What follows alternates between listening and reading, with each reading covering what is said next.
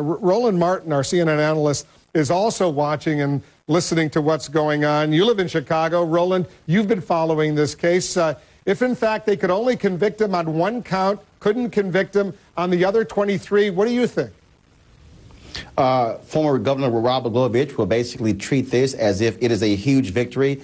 He probably would do a John Gotti-like dance around Chicago. I mean, look, I understand the point that David is making, but this is a guy who hasn't cared about his reputation. Remember, he was thrown out of office by the legislature, the General Assembly there in Illinois. He's gone on a reality show. He's hosted a radio show on a station there in Chicago.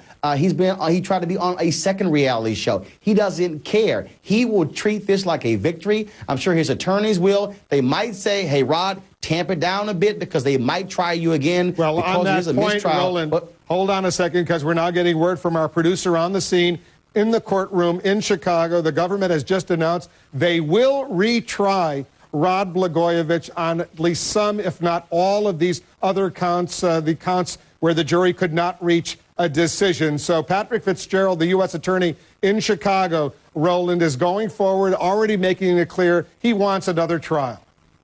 I mean, think about it. From Sam Adams Jr., one of his attorneys. I mean, look, the government came at these guys with audio tapes. They had the testimony of former aides. They had all kinds of stuff in there. They had his brother on trial. They talked about possibly putting Blagojevich himself, the former governor, on the stand, and they only were able to convict him on one of these counts, giving a false statement to a federal official. I mean, trust me, the defense will likely treat this as saying, hey, I told you, they don't have enough. They didn't have enough. This guy simply talked a bunch of smack. They've been saying it all along, and so they probably would do some kind of happy dance saying, look, you didn't get us.